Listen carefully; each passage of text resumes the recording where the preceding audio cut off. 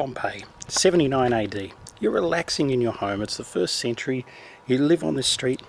Just had your friends round for a bit of afternoon tea, and boom, this big sucker that you can see right at the back of me, right about there, called Mount Vesuvius, blows its stack. About 10,000 times the amount of blowing its stack as the bomb that destroyed Hiroshima in the Second World War. So you're now getting pummeled, and that's where that word comes from, with pummel. It comes out of that volcano. Sky goes black. You're going to die anyway because all the food's going to be ruined around the place. And this whole place of Pompeii gets totally covered in ash. In fact, it's buried and was only rediscovered recently, and that's why it's such a fantastic snapshot of life. This is my 3rd time here. Came first nearly 20 years ago, which is crazy, and that was with a tour group. Didn't really appreciate it. Back again about 9 years ago and had a great time then, and today I've decided to get rid of all of the tour groups, and this has really worked because I'm finding so many cool things that I'm going to show you in this little 4 to 5 minute slice of life in the 1st century. And it can be taken very, very quickly away from you. So enjoy every day you've got, and enjoy Pompeii. It really is a fabulous place. If you get to come to Italy, go down to Naples, and check out Pompeii.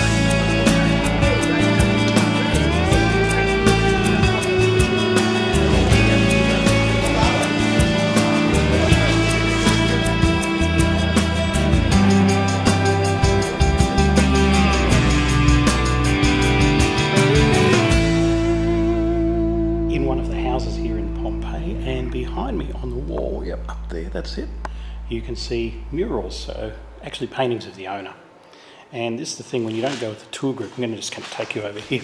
When you don't go with the tour group, you find the most amazing little things, and just have a look at the detail of these pictures here. We've got fish, we've got somebody who looks like the Roman equivalent of Zeus. Probably actually a depiction of the house owner, because that's what they did here. This is actually a very, very expensive home. You can see the pool, which is actually like a fountain that we would put in a forecourt here. The home has got 1, 2, 3, 4, 5, 6 main rooms off it. This is one of them here. It's pretty dark, you won't be able to see that. And I would say in modern terms, this is probably about 250 to 300 square metre home with a very nice backyard as well, which probably had stables. Here we go, there's the backyard. Probably had stables and a range of other things, and of course, what we're all after, a sensational view.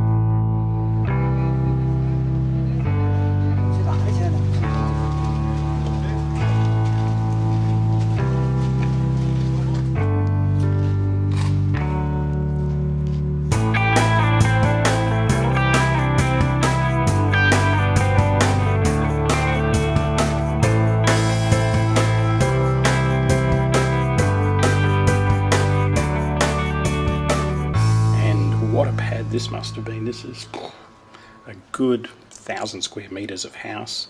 Look at the tiling on the floor down there. Everything about this place is just exquisite.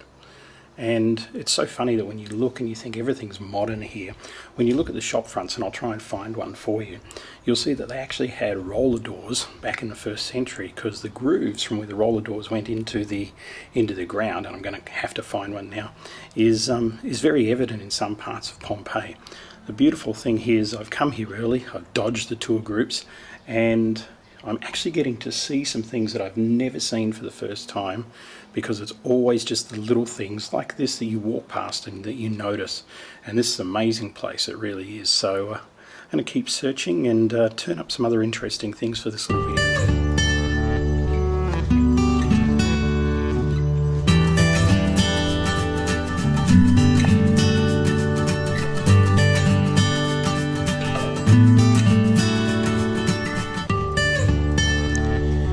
The cool little things, and I don't know if you can see it behind me here, is the wheel ruts in the road.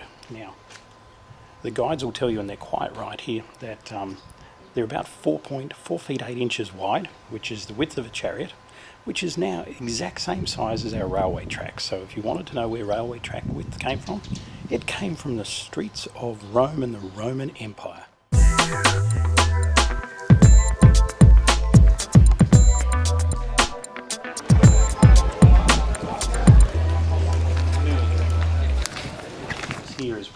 special because we've got these little pots here that you can see. This is a shop front.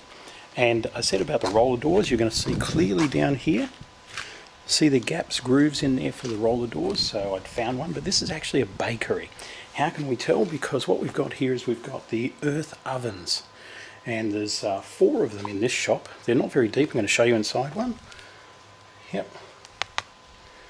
And then that's got stoked by this big fire over here as well.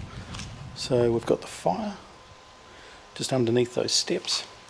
And every morning on this street, which as you can see is a pretty big street, goes all the way that way, spinning around, and all the way that way as well. What you'll find here is that these bakers used to make the bread, and people would come in and buy it just as we do today. And if you look at the bench tops, what would you pay for a granite bench top for your house today? Especially some of this lovely mixed granite, this sort of stuff here. What would you pay for that? I'd say a lot. Behind me is a very typical shop front marble bench, as we've seen before. This one would have stored grains. I found the grain bowls here. It's on the same street. And again, we have the roller door markings. So pretty effective for 79 AD. I'm just going to quickly show you the little grain bowls. There they are there. And so that would have held wheat, flour, that sort of thing. This road that I'm standing in front of here, it may look a little lumpy, but it's not. In fact, well, it is. But in fact, right where I'm standing is probably a little bit how it was in the 1st century. I'm just going to show you. Okay, that's on mic cam. Fact of the matter is it was pretty smooth, just like the cobblestone streets that you see around the world here. But timers, of course, made it look a little bumpy, and a lot of rain and water's been going down here. Wow, that's a really big insect that just tried to come and say hello to you guys as well. So the roads here are just phenomenal, beautifully straight. I can only imagine how amazing this must have been, bustling with life in the 1st century. As I'm in between a lot of shop front houses, shop houses like they have in Malaysia and Singapore is really where I'm at now. Even behind me, as you can see, all these places here, they're just shop houses. Would have had a little store at the front and the family living behind. Okay, my aim here is to show you a little bit of the way of life. So on this side of the road, which is just over here, I've got house which is basically made out of brick and stone. Most of these are mortared together with brick and stone. And it's on the street. It could have even been like a taverna or something like that. I don't know, because there's no map here to really guide you. But standing right where you're looking from, I'm going to turn around a minute and show you, is a really palatial pad. I can't get inside unless I cut the locks, which I don't want to do. And what you've got in here is you've got a beautiful, stunning mural there at the back, as you can see. Now that would have taken up the whole wall. That would be a garden. If you look just at the greenery there, if you could just imagine a couple of thousand years ago how beautifully green that was been in the entrance hall here. This would have been all enclosed. It's now a courtyard, but it would have had a roof on it, and that entrance hall there with that marble fountain. Very, very wealthy people that lived here.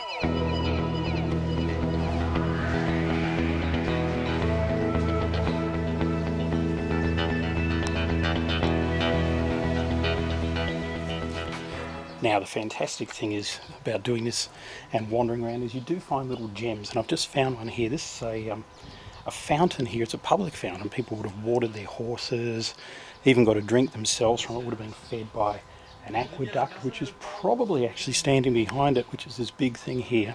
And no, the tap is not original.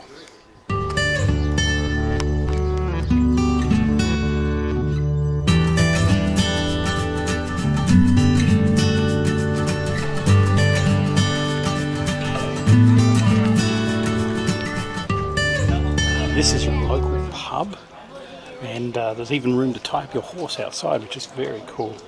And some places for keeping drinks cold. The Forum. Every Roman city had one. A public meeting place, a place where you could come and listen to the emperor, say what he had to say. And this one is pretty spectacular. In fact, I'm going to show you a quick tour of it, just a quick pan around.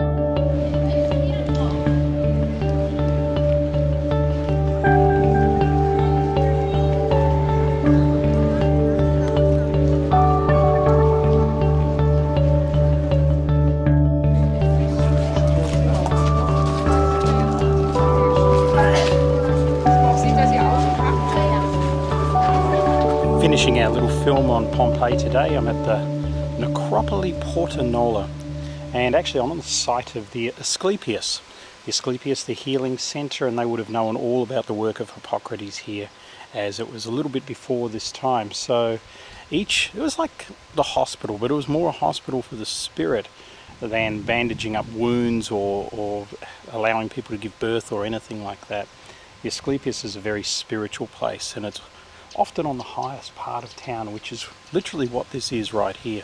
As you can see, we've walked all the way up this little laneway here, which leads right down into the centre of town. So again, hope you've enjoyed finding out a little bit more about life in the 1st century before Mount Vesuvius came and took it all away. Catch you around, guys.